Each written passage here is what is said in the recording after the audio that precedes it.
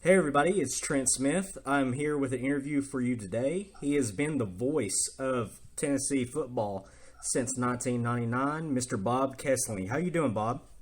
I'm great, Trent. Good to talk to you. It means a lot to me.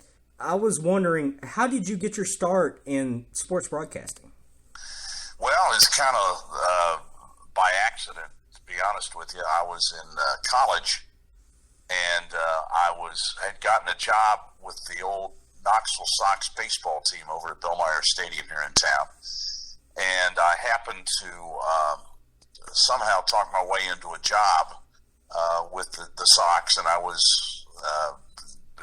not doing broadcasting. I was doing putting up the flag and selling tickets and cooking hot dogs and all those type things. And so I started writing up little voicers after the games, hoping that maybe we'll get some more people. I was making $100 a week and working about 80 hours a week, but loved it because it was a great college job. Right. And but I decided if I can get some more people to come to the games, maybe I'd get some more money.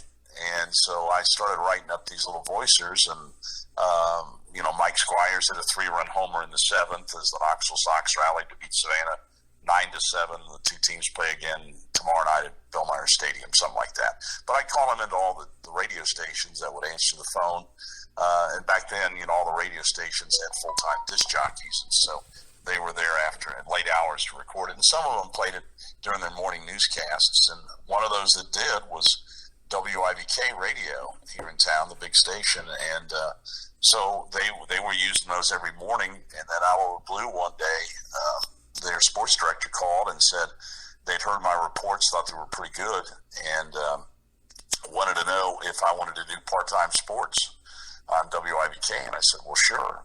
And so my schedule was doing morning sports on WIVK, and then I'd go to school, and then I'd work for the baseball team at night. So that's kind of how I got started. And luckily then WIVK, when I graduated, hired me full-time.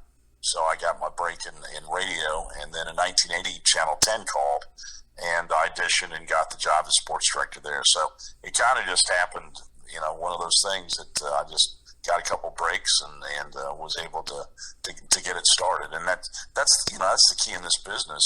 There's no road map for people. It's not like you're going to be a lawyer or an accountant or a doctor. You do this, and this, and then that happens, and you just move up the chain. Broadcasting is kind of, you got to carve your own way out and figure out how to get jobs, and then just keep trying to move up. And that's kind of what happened to me. Yeah, that move up was eventually John Ward asking you to be a spotter. What was that conversation like, to being asked to join the broadcast booth to be a spotter for John Ward?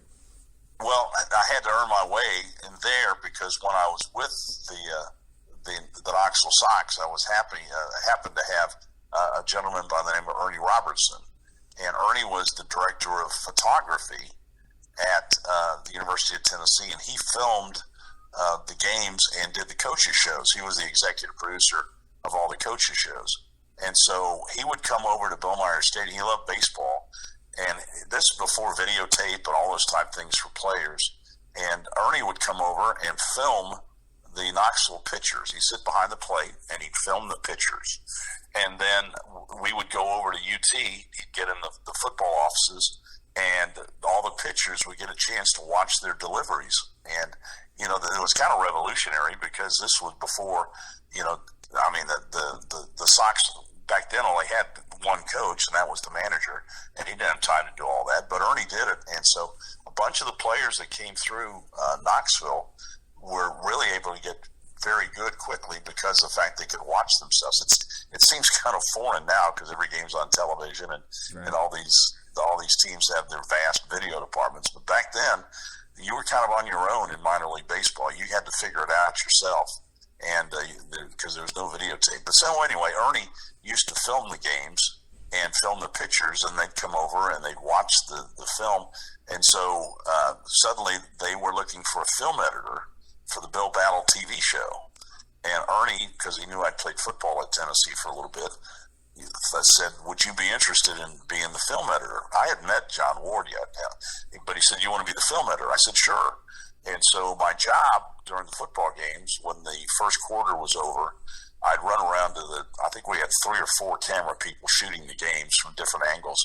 And so I would get their film, their raw film, and I'd take it across the street to the photographic center, and they'd start processing the film of the game. And then I'd go back to the stadium. By that time, it was almost halftime. And then I'd collect all the other film from the second quarter, and then I'd run that back over to the photographic services. And by that time, the first quarter was done, and I'd start editing. And when the film would stop, I'd put a little flash frame in, and my job was to take a pair of scissors and cut that flash frame out, and then glue it back together. And so I got to watch. I mean, it was pretty cool because I got to watch the games, and I could go back and forth and watch Condredge Holloway and all those kind of stuff. And then when by the end of the game, or I maybe had the first half done by the time the game was over, and then Ernie and John Ward would come over and they'd pick their highlights and start putting the show together. And then we go at midnight over to Channel 6, and we'd tape the show. And then they'd have couriers that would take the finished product and drive it to Nashville and Memphis so they could show it on Sunday mornings. So, but that's how I met John. And of course, I want to be the best film editor in the SEC, and so I really took it serious. I really enjoyed it, but I took it seriously. And suddenly, John needed a spotter, and he said, "Would you be able to spot?" I said, "Yeah." So that's kind of how it worked. So it wasn't. I was just kind of having to be at the right place at the right time, and got to know the right people. And so when I got a chance to start spotting for him, I kept moving up. I went from WIVK to Channel 10, but even when I was at Channel 10, I still kept spotting for him, and I had some chances to go do some small college football games around. But I thought I'd learn more sitting next to John Ward all those years than I would kind of being out there floundering in the wilderness by myself. And it turned out that was a pretty smart move on my part. It's a smart move, learning from John Ward. Yeah. What would you say the lessons that he tried to teach you while you were under him in that position? Well, he'd always tell us when he came in the booth, if it was a big game, Notre Dame or Alabama or whatever it is, he said, "I don't need you guys excited. I need you prepared. Be prepared to do your job during the broadcast." And that's kind of the way he assessed things. John was extremely intelligent. He was a lawyer or got his law degree, but he never practiced law. But he got it because of the fact he said it would help him be able to organize things and be able to be concise and precise when he did games. And so everything he did was on a typewriter. He typed all his notes on a typewriter, and he had pages and pages of notes of preparation. He'd maybe use a quarter of it, but he had it there if he needed it. He just preached preparation, that you can't just show up and do a game. You got to be prepared. And he always told us as soon as he got tired of doing the preparation, would be time for him to quit doing the games. And because he was big on don't be surprised by something that happens during the game. Make sure that you're ready for it and prepared. And the other thing he did, there weren't many games when I first started working on the network. There weren't many games on television. Maybe you'd have 1 or 2 games a year on TV, and it was a big deal. But even through all of that, as more games got on television, John would never allow us to have a TV monitor in the booth.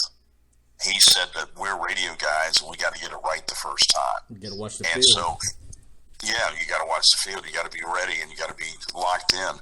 And you can't sit there and be just relying on the TV monitor. And it really did make you concentrate so hard. I mean, sometimes I'd have headaches after the games because you were concentrating so hard to make sure you got the play right. And John was a stickler for that. And so that was a great training ground for me to do that and work under a guy that was so professional about how much pride he took in the Vol Network and making sure they did it right. Now, you could make a mistake, but you couldn't do it twice. Guys that made a second mistake on the same thing, they didn't last very long around him. So I was fortunate to kind of try and be locked in all the time, and I luckily didn't make the same mistake twice. I made mistakes, but I didn't make the same one twice. When you're preparing for a game, what does that generally look like? Are you spending multiple times during the week, or are you just going hard a couple days a week, or what's the general preparation for a big time game? Well, for football, the thing I've always said is that calling games is the next best thing to playing games. Because I played football at Tennessee for years. I was in the freshman team in '72. Of course, played football from first grade. I think I started playing tackle football, so I played it, all the way growing up through high school and everything. And I was an okay player. I wasn't very good, but I liked playing the game. But I've noticed, and this is through some of John's mentoring, it's a week-long process, and you have to do something every day. And you've got your own checklist of things that you have to do to be ready. So, usually it starts Sunday night when you start looking at the rosters, and you start looking at what the other team did, the team you're going to play, what they did on that Saturday. And if the game was on television, then usually I'll try and watch that, on Sunday nights or bits and pieces of it to get an idea of, how their game went, who their players were. Then Monday you start working on your spot charts and the boards you're going to use with all your information. And then, of course, Monday we have Coach Heupel has his interview and his press conferences, and you get a chance to talk to some of the players. And then Monday night we do Vol calls, and so we'll get a chance to talk with Coach Heupel some more on Vol calls. Then Tuesday I spend basically on the other team, watching their coaches' press conferences and watching what they have to do. Wednesday, try and go to practice and kind of see, either go Wednesday or Thursday, sometimes both days, just to kind of see, who's out there practicing and who's get kind of feel for the game. And then we do another call-in show on Wednesday night. Friday, excuse me. Then Pat Ryan and I go over and talk to Coach Heupel and the assistant coaches and get an idea. So again, it's a full week in that you've got to do something every single day to make sure that you're prepared. And then and Friday, afternoon is kind of it's kind of like the day before you take a final exam or something like that. You kind of dust it up a little bit, and then Saturday you see if all that hard work paid off, and you go do the game. But you can't just show up and do them. You've got to do something every single day during the week to be ready by the time Saturday comes. And the internet is a blessing, but it's a curse, because there's so much information on the internet. You got to make sure it's right and it's just not rumors. But you have to look at almost everything, because you know that the people out there that are going to be listening, they've read it, and so you better know what they know too. So you have to spend a lot of time on the internet and looking at different stories and finding out as much information as you can on especially the opposing team. You can find little tidbits that maybe you didn't know by just spending some time on the internet. So you have to do that also. So it's a process, but again, it's fun because you're getting ready to call college football. So that's the way you got to approach it. Well, we're on the internet, so hopefully it's more of a blessing than a curse. The internet's a blessing for sure. There's lots of information. Oh, there's lots of information, but there's also a lot of bad on there too. Yeah. Also, so that's right. That's right. And you got to sort through all that stuff, but you got to look at it, and so that's just part of the job now. Let's go back. It's your first game calling the University of Tennessee football. Is there nerves? Are you thinking about every move that you make, or are you prepared in your mind? Oh, no, sure. I mean, they're nervous before every game. I mean, you're kind of going out there on a tightrope, a little bit. You're out there in a high wire act a little bit, because you never know what's going to happen. You never know how you're going to react. You never know. You're hoping every game's like the last year's Tennessee-Alabama game, but in reality, you only get the game like that every so often. Most of the time, there are games that maybe don't have all that drama, and maybe it does go down to the fourth quarter to decide things. But you got to approach it the same way. And the first game I did was against Wyoming, and my office at that time was in Stokely Athletic Center.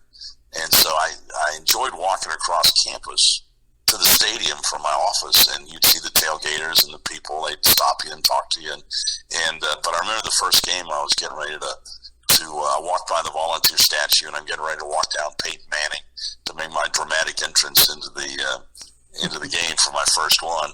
And there was a guy riding in the back of an ice truck, in a pickup truck full of ice, and they're coming around the corner.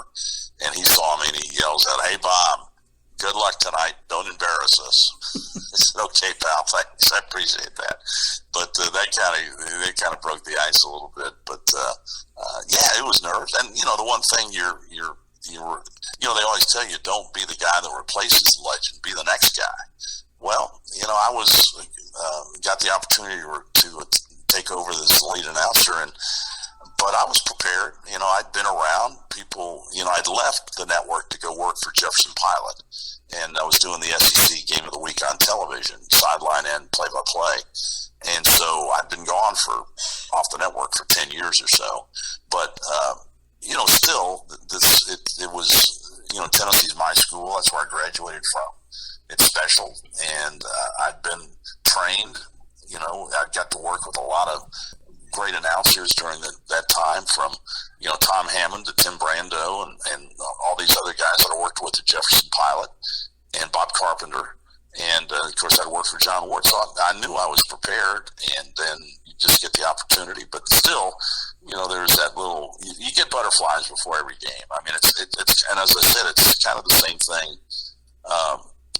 It's the same thing as you get the same feeling, the same butterflies, the same nerves as you used to get when you were playing, because it's kind of the same thing. You prepared all week, and now it's go time, and you better be ready, and you better be at your best when you get behind the mic. And that's the one thing, you've got to treat a game with Austin Peay the same as a game with Alabama or an SEC championship game. That you got to approach them the same way. Definitely, as a team standpoint, you have to, or Georgia State happens again, and we don't want that to happen. But you had to bring that up, didn't you? Well, I had to. We're going through the highs and lows of Tennessee football. Yeah, that was a painful one. Oh yeah, that was hard on everybody in East Tennessee, I'm sure. But yeah, if there's one game a year that you look forward to the most, you see it on the schedule, you're prepared for it, you're ready for it, you're excited to call it. What is that one game a year that you're most excited for? I think for longtime Tennessee fans, it's always Alabama. I mean, that's the game. And, Florida has emerged since the dividing into divisions and the expansion of the SEC is an important game. If you're going to win that SEC East to get to the championship game, you've got to beat Florida. I mean, that's a proven fact. But Alabama is just full of such tradition, and Alabama is one of those rivalries that, and the thing I enjoy about it the most is that each team, you don't have to tell the other team how good you are, because they know. I mean, each team is very proud of their own tradition and their heritage and what they have accomplished, and so it's not like there's no braggadocious stuff about the game. Both teams know that they're legitimate, big-time SEC football powers, and now it's about who's the best team on that Saturday. And you don't see a lot of trash talk, and you don't see a lot of the stuff that happens in other games. They just line up and play football. And I think last year's game, the thing that made us so special when Tennessee won the game, it's not like Alabama played poorly. I mean, Bryce Young was unbelievable. Exactly. And Alabama played a great football game. And with one drop, they were one drop pass away from winning that game. And Alabama kicking a field goal to win it at the buzzer. So I just think that game has always been, when you go back and think about the Bear Bryants and the Johnny Majors and the Doug Dickies and all these different great players and coaches that have been in this series, that's what makes it special. I mean, it's kind of right at the heart of SEC football and Southern football, for that matter. I mean, these are two longtime powers that have traded, blows back and forth for a lot of years. So Alabama, to me, is always the game, and I don't care who else is on the schedule. It's always Alabama. That game is always special. So you got to tell me, did you light up a cigar after the game, or did you just sit on the sidelines for it? I got a cigar, and I've got it in my collection in my office of cigars when Tennessee's beaten Alabama over the years. So I didn't smoke it, but I still got it, so that'll make it even more special. But there was a lot of cigar smoke wafting through our booth when we were wrapping up the game. And the fun thing about the game was watching these guys trying to get the goalposts out of Neyland Stadium in the south end zone. Oh boy, they were having a hard time. Oh, they were having a hard time. I made the comment on the air. You figure there were some Tennessee engineering students in there somewhere that could figure out how to get those goalposts out of the south end zone, but they eventually just left them in the south end zone up in the bleachers. But no, that was a tremendous night, and it's one of those nights we'll never forget. For sure. A question about the growing of college, or the changing of college football as a whole. It's going to NIL. It's been the transfer portal for a little bit, and now we got playoff expansion coming. As the voice of the Tennessee Vols, in your opinion, does any of these three things help or take away from the university as a whole? Well, I don't think you can look at it like that. I think you got to look at it. These are the rules, right, and this is what you got to do. And, I mean, they're not adapting the rules for individual schools. This is a blanket thing that if you're going to survive, you got to play by the rules. And they're, as they used to say, they're moving your cheese a little bit. They're making things different, and you've got to make that adjustment. And the transfer portal is real. It's going to help the big schools a lot more than it's going to help the teams in the OVC and some of these other leagues. Because, and I think you're seeing it more in basketball now, you go handpick people you need to fill in gaps in your roster. And you do the same thing in football. I mean, Tennessee went out, got them some offensive linemen they needed. They got them a linebacker they needed. Went out and got a wide receiver they needed to have. So the big schools are going to just go ahead and cherry pick some of these transfers and try and fill gaping holes. I think the bad side of it, the downside of it, is that most of the big schools now, they're not going to recruit a bunch of freshmen. They'll maybe recruit a couple that are going to be outstanding that they think can help them right off the bat. But other than that, they're going to go out and fill their roster with guys that have played 2 or 3 years in college football. Why wouldn't you? I mean, that makes more sense. If you can go out there and find an offensive tackle that's played 3 years at someplace like Washington State or something, well, that's really, at that point, more attractive than recruiting a freshman that you're going to have to develop for 2 or 3 years. So I think it's almost like the smaller schools are becoming farm teams to the major schools, but that's the landscape now, and I don't see it changing anytime soon. So I think it's the new rules are benefiting the big schools with resources, and the smaller schools that don't have the resources, they're struggling with this a little bit, but they'll adapt, they'll adjust. It's kind of the way things go in this business. And the coaches, in the OVC and some of these other smaller conferences, they're trying to figure out too, how they put together a competitive roster and a competitive team. So it's just a different way of life, but we better get used to it because it's not going away. If you look at the Tennessee program in sports in general, you see a growth in that program over the past few years, especially, I mean, you got baseball going as high as I've ever remembered it. And you got basketball, the Lady Vols going to the Sweet 16, all this other stuff. All this under Danny White. And not to mention the football team. Do you think this growth can be sustained over the next couple of years, or do you think it could be a problem? No, I mean, there's no reason why Tennessee shouldn't have good competitive teams with good coaches. And they've got some of the finest facilities in the country, and they're adding on all the time. Neyland Stadium's going through another facelift this year. The football training center is getting a brand new update. So the baseball stadium's going to be totally renovated here in the next year or two. They're looking at things to improve the basketball arena, making it better for the fans and widening the concourses and all kinds of things. So, Doug Dickey always used to tell us that tradition and pride never graduates. And if you have tradition, you never lose your tradition. and that you just got to make sure that you keep I guess what you would say, you would go ahead and make sure you're a good caretaker of that tradition, and I think that's what Tennessee's been. But it's also about coaches. Tell me a good program that is successful that doesn't have good head coaches, and they're hard to find. I mean, Tennessee's been very fortunate. Coach Fulmer was able to hire Kelly Harper, and then Tony Vitello was hired just by Dave Hart, and those turned out to be tremendous hires. I mean, Tony Vitello was known as a great recruiter, but nobody knew if he could coach. Well, he's turned out to be a great recruiter, a great motivator, and a great coach. But he's at the right place at the right time.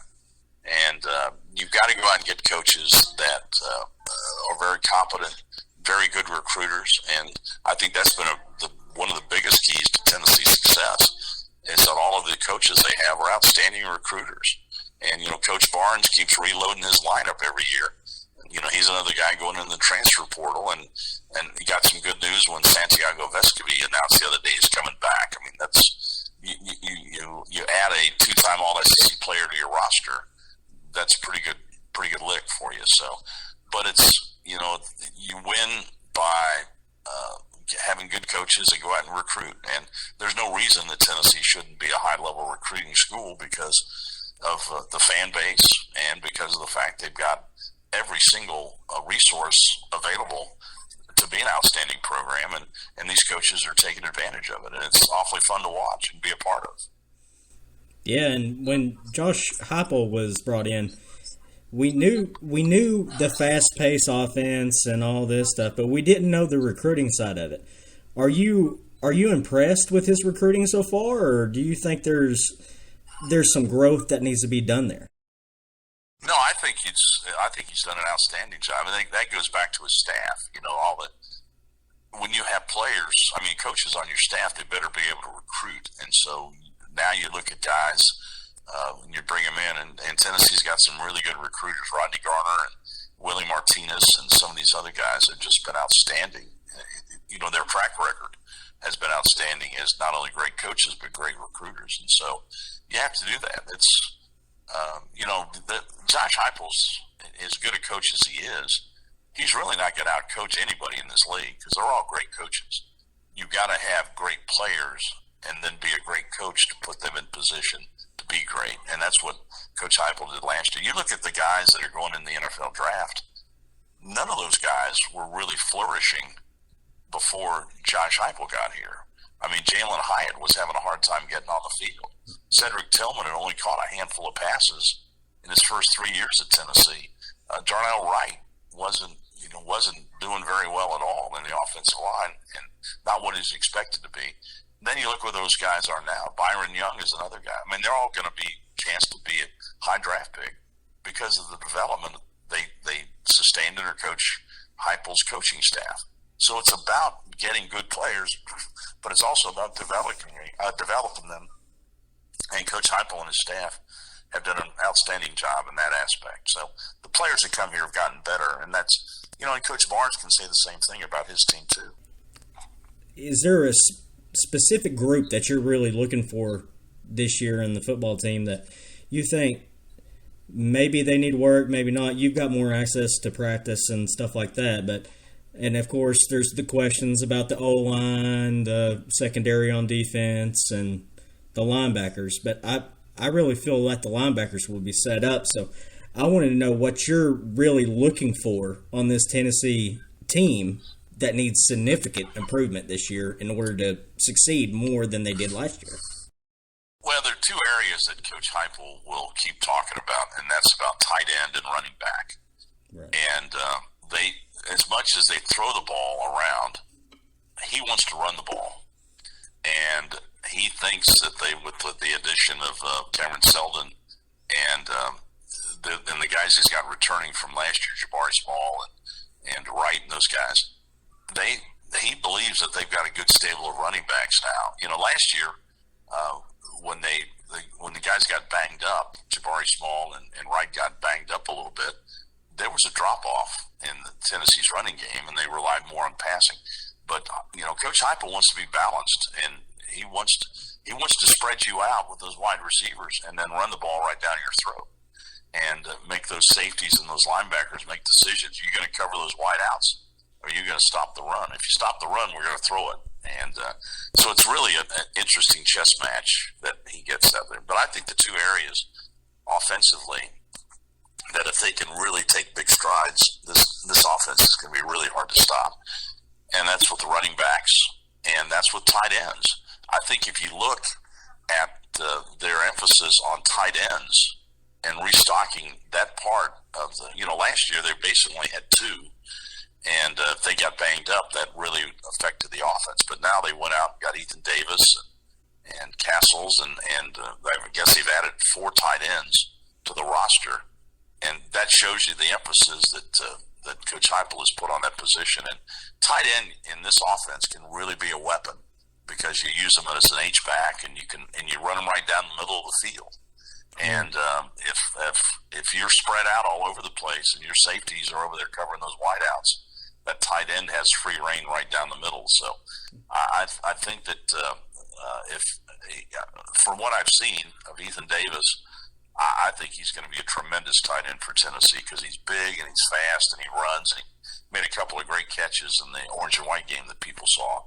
But I think he's going to be a weapon. I think the tight ends and the running backs are one area that they're going to take big strides in this year because they'll have depth.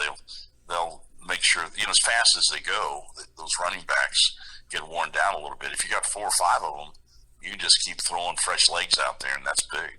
What impresses you most about Josh Heupel is his ability to develop these players or bring them in, or is it just it's sustained growth going on the football team? Well, the thing he does is he develops players. And, when he came in, that roster was depleted, but he was able to get 5 guys to play offensive line. And then, they were pretty good that first year, even with a limited roster, but he developed guys. You don't have to go any further than Hendon Hooker. Exactly. The development of Hendon Hooker is one of the greatest stories in the history of Tennessee football. Here's a guy that comes in from Virginia Tech. They see him in spring drills and say, I don't think this guy can do it. So they go out and get Joe Milton, and Milton beats him out. And then Milton gets dinged up, and then Hendon Hooker doesn't sulk, doesn't threaten to go in the transfer portal, doesn't say he's leaving, none of that. He just asked Coach Heupel, what do I have to do to get on the field? And Coach Heupel told him, and then suddenly Hendon Hooker, when he gets his opportunity, was ready and took off, and just it was one of the great stories in Tennessee history. But that's about development. That's about getting those guys to understand your offense and read the offense and do what they're supposed to do. So he prides himself on this player development deal, and I think you can see from the players he developed at Central Florida to what he's doing here that these guys that buy into the program, they get better and they get chances to play. So I think his coaching staff is really good. I really believe that with Coach Ellerby in the offensive line, I think he is one of the best offensive line coaches in the country. The way he develops these guys, and Willie Martinez is regarded as one of the best defensive back coaches. His track record speaks for itself. So they've got a lot of quality coaches, and they've got their ability to identify players. You got to look now in college football. They're looking at sophomores and trying to project if these sophomores in high school right now, what can they look like in 4 or 5 years? And you've got to be able to have a pretty strong scouting basis to know exactly what you're looking for and figure out which guys can step in there and do the job. All right, we'll end it on a high note. You've been around, I say, a fair few players at the University of Tennessee over your years.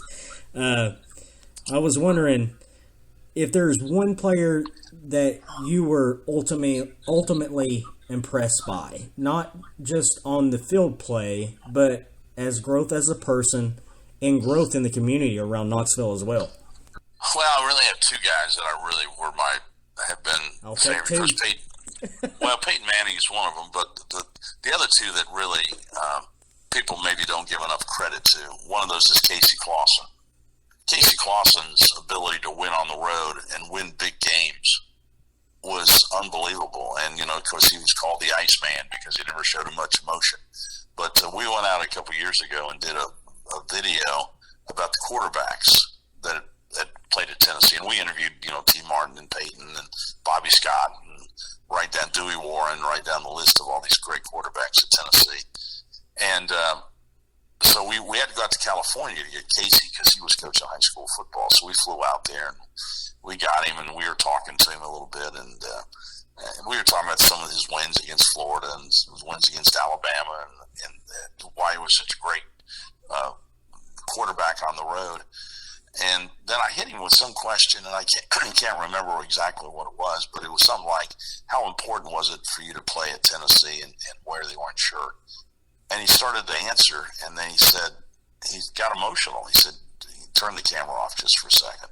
And you're thinking, here's the Iceman. Wow. And suddenly when you start talking about how important it was for him to play at Tennessee, that he got really emotional. And so I just always thought Casey Clausen was just a tremendous quarterback and just a tremendous leader for this team. And the other guy that was kind of his running mate was Jason Witten. Jason, is just, you don't find a better quality person than Jason Witten. And I just remember that 6 overtime game with Arkansas when Clausen hit Witten right down the middle for the game winner. And Clausen's out there playing with a cracked collarbone. And Jason Witten's got a concussion, but he's out there still playing. And they win that game. And that was a special moment for both of those two guys because I just always thought that Jason and Casey were just kind of linked at the hip a little bit, but they were both great guys. But there've been a lot of them. You go down through the years, but I never recall Peyton's games. He had I'd called a couple on Jefferson Pilot, but I never called any on radio with Peyton. But of course Peyton's always around the program now, and Peyton is probably still the best ambassador for Tennessee football out there because he promotes it every single day. I thank you very much for allowing me the time with you today. It means a lot to me as a Southeast born and raised boy. I thank you very much.